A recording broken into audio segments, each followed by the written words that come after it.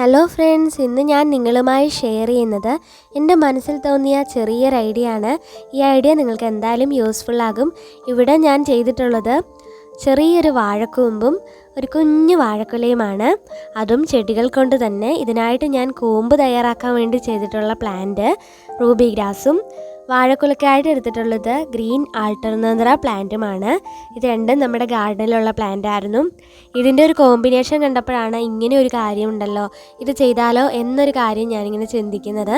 അപ്പോൾ എന്തായാലും ഇത് നിങ്ങൾക്ക് യൂസ്ഫുൾ ആകും. ഗാർഡനിൽ ഇങ്ങനെ ചെയ്ത് വെക്കാൻ പറ്റും. അപ്പോൾ യൂസ്ഫുൾ ആയി എന്നുണ്ടെങ്കിൽ മറക്കാതെ എൻ്റെ ചാനലൊന്ന് സബ്സ്ക്രൈബ് ചെയ്ത് തൊട്ടടുത്ത് തന്ന ബെല്ലൈക്കണും ഓൾ ഓപ്ഷൻ കൂടി പ്രസ് ചെയ്യണേ, പുതിയതായിട്ട് കാണുന്നവരുണ്ടെങ്കിൽ. അതോടൊപ്പം നിങ്ങൾക്ക് ഈ വീഡിയോ യൂസ്ഫുൾ ആയി എന്നുണ്ടെങ്കിൽ മറക്കാതെ ഒരു ലൈക്ക് തരണേ.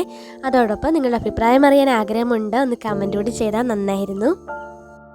ഇത് ചെയ്യാനായിട്ട് ഞാൻ പെയിൻറ് ടിന്നും പൈപ്പും പിന്നെ ഒരു നെറ്റിനുള്ളിൽ മണ്ണ് നിറച്ചിട്ടുണ്ട്. ഇത്രയും സാധനങ്ങൾ മാത്രം നമുക്ക് മതി. ഞാനിതൊക്കെ എൻ്റെ മിക്ക വീഡിയോസിലും എടുക്കാറുള്ളതാണ്.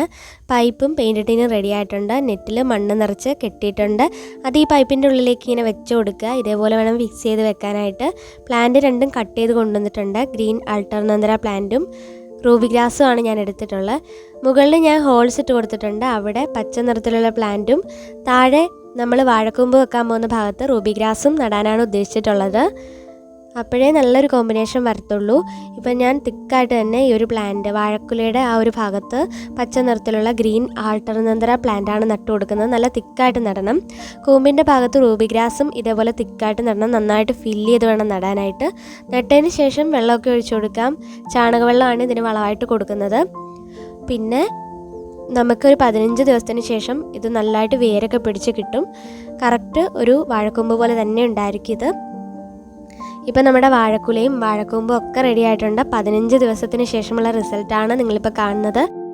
നല്ല ഭംഗിയുണ്ട് കാണാൻ. നല്ല തിക്കായിട്ട് ശരിക്കും പറഞ്ഞാൽ വാഴക്കുലയുടെ പോലെ തന്നെ ഉണ്ട്.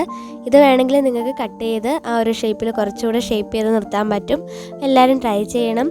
അഭിപ്രായമൊക്കെ കമൻറ്റ് ബോക്സിൽ ഒന്ന് പറയാൻ മറക്കല്ലേ. അപ്പോൾ നമുക്ക് വീണ്ടും പുതിയൊരു വീഡിയോ ആയിട്ട് കാണാം.